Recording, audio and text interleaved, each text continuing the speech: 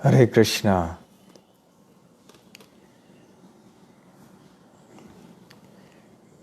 आप सबको सुन के इतना अच्छा लगा। ऐसे लग रहा था कि जितने अधिक आपका आवाज वॉल्यूम बहुत कम आ रहा है महाराज। अच्छा,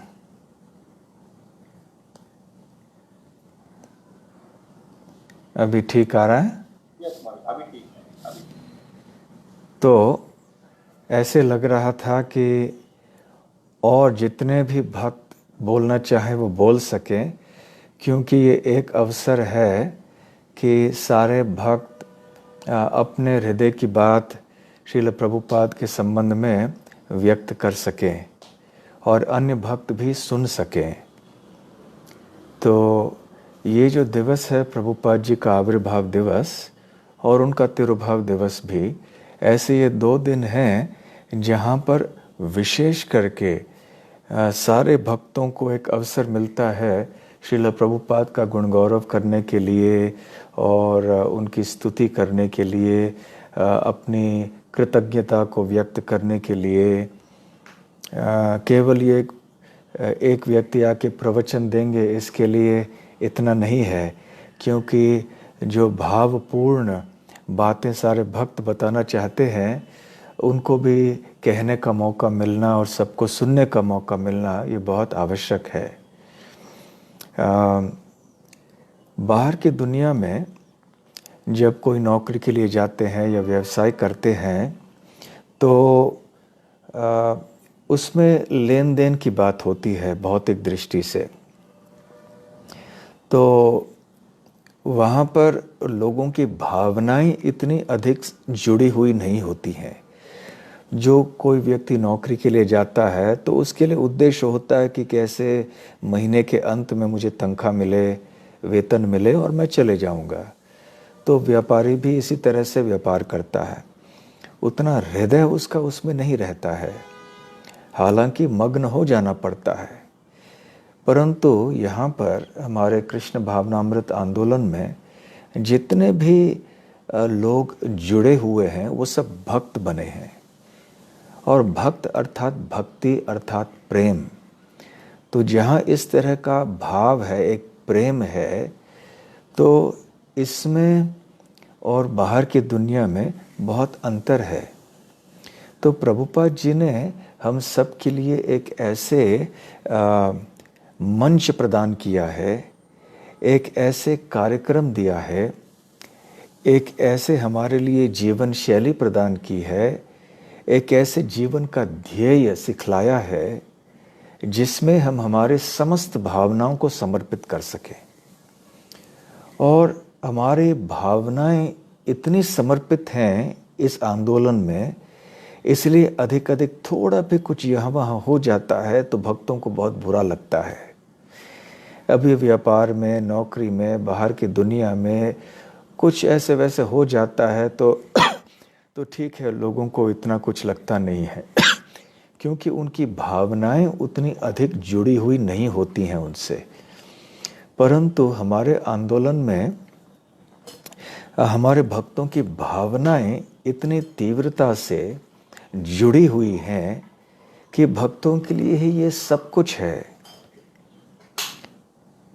इसलिए अब जब इस कोरोना के संक्रमण के कारण जब भक्त लोग मंदिर नहीं आ पा रहे हैं, अधिक संख्या में एक दूसरे के संग को प्राप्त नहीं कर पा रहे हैं, तो अनेकों को बहुत पीड़ा हो रही है। यद्यपि अभी अपने घर में बैठ के पढ़ना और इंटरनेट के द्वारा प्रवचन सुनना, इन सब चीज़ों को अवसर अवश्य मिल रहा है, फिर भी वो जो मंदिर में आके भक्तों का संग करना, भगवान का दर्शन करना, वो जो चीज़ें नहीं प्राप्त हो रही हैं। तो इस समय खास करके सारे भक्तों को जो थोड़े विरह का अनुभव कर रहे हैं मंदिर के प्रति, उनको जितना हो सके बोलने का मौका मिले तो कितना अच्छा है। इसलिए हमें बहुत अच्छा लगा आप सबकी बातें सुनकर। आप सब ने इतनी अच्छी अच्छी बातें कही। प्रभुपाद जी एक रत्न के समान हैं, जैसे श्री कृष्ण भी एक रत्न हैं और एक रत्न को जब अलग अलग दृष्टिकोण से देखा जाता है, अलग अलग दिशाओं से देखा जाता है, तो उसके अलग अलग रंग अनुभव करने में आते हैं, जैसे वैदुर्य मणि होता है। तो इसी प्रकार से भगवान के शुद्ध भक्त होते हैं, उनके इतने अच्छे गुण होते हैं, और हर एक की दृष्टि जो है वो अलग होती है। इसलिए अपने दृष्टिकोण से देख के हर एक भक्त ऐसे प्रभुपाद जी का गुणगान जब करते हैं तो कितना अच्छा लगता है। तो ऐसे ये जो वैदुर्य मणि हैं श्रील प्रभुपाद, उनके जो विभिन्न अंग हैं, उनके विभिन्न गुण हैं, उनके बारे में हम सुन सकते हैं। तो मैं आप सबको हार्दिक धन्यवाद देना चाहता हूं कि आप सब ने इतनी अच्छी तरह से श्रीला प्रभुपाद जी का गुण गौरव किया, क्योंकि आप सबके हृदय में प्रभुपाद जी के लिए इतना प्रेम है, इतनी कृतज्ञता है, इसलिए आपकी ये सारी बातें इतनी भावपूर्ण रहीं। और ये भाव और प्रेम ही प्रभुपाद जी के शिक्षाओं का, उनके उपदेशों का सार है। जब श्रील प्रभुपाद जी विदेश में गए थे तो एक बार एक पत्रकार उनसे मिलने आए और उन्होंने उनसे पूछा कि आप यहाँ एक आंदोलन लेकर आए हैं, आपने संस्था की स्थापना की है, आपके साथ इतने सारे युवक और युवतियाँ जुड़े हैं, तो आप संक्षेप में एक वाक्य में बताइए कि आपका संदेश क्या है, आप किस चीज़ को देने के लिए या समझाने के लिए या सिखाने के लिए यहाँ पर आए हैं, संक्षेप में एक वाक्य में कहिए। तो प्रभुपाद जी ने कहा, मेरा संदेश यही है कि हमें भगवान श्री कृष्ण के शुद्ध भक्त हो जाने चाहिए, कृष्ण प्रेमी हमें होना चाहिए, बस यही मेरा आंदोलन है, यही मेरे उपदेश हैं, मेरे संदेश हैं, यही है। और एक बार जब किसी ने श्रील प्रभुपाद से पूछा, उनके शिष्यों में से एक किसी ने पूछा कि आप क्या चाहते हैं, हम ऐसे कौन से कार्य करें, हम क्या बने जिससे कि आप प्रसन्न हो जाएंगे। तो श्रील प्रभुपाद जी ने कहा, यदि वास्तव में मुझे प्रसन्न करना है तो आप कृष्ण प्रेमी बन जाओ, कृष्ण से प्रेम करना सीखो, इसलिए मैं यहाँ पर आया हूँ। वैसे प्रभुपाद जी को प्रसन्न करने के संबंध में उन्होंने अनेक चीज़ें कही उन्होंने कहा, मुझे प्रसन्न करना चाहते हो तो मेरे पुस्तकों का वितरण करो। कहीं उन्होंने कहा कि मुझे प्रसन्न करना चाहते हो तो आपस में मिलजुल कर बड़े सहयोग और प्रेम के, मैत्री की भावना से रहो, मिलजुल के कृष्ण की सेवा करो। तो ऐसे अलग अलग परिस्थितियों में अलग अलग भक्तों को उन्होंने प्रेरित करने के लिए और अलग अलग सेवाओं के ऊपर महत्व देने के लिए, और मूल जो व्यवहारिक बातें हैं जैसे सहयोग करना एक दूसरे के प्रति, ऐसे बातों को कहते हुए प्रभुपाद जी ने अवश्य कहा कि मुझे प्रसन्न करना है तो इन चीज़ों को आपको करना चाहिए।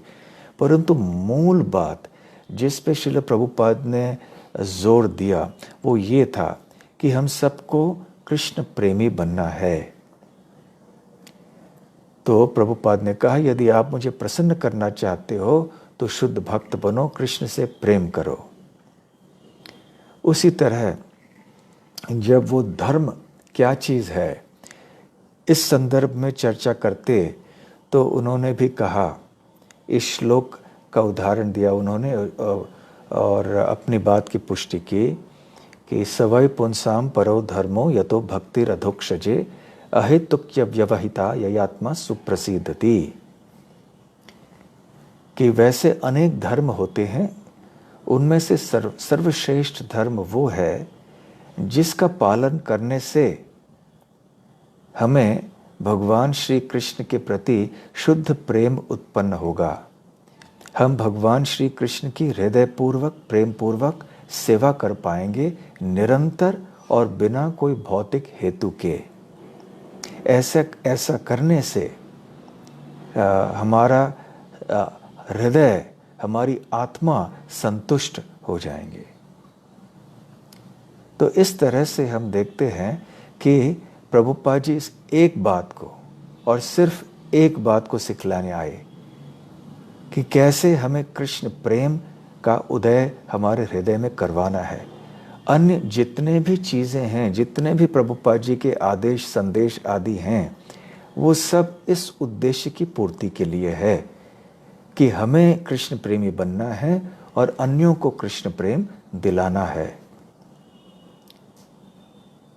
जैसे ये श्लोक भी वो बार बार बोला करते थे, स्मर्तव्य सततम विष्णुर विस्मर्तव्यो न जातुचित सर्वे विधि निषेधास्योर एतयोर एव किंकराः। कि वैसे भगवान श्री कृष्ण का स्मरण सतत करना चाहिए, सदैव करना चाहिए और कभी भी श्री कृष्ण को भूलना नहीं चाहिए।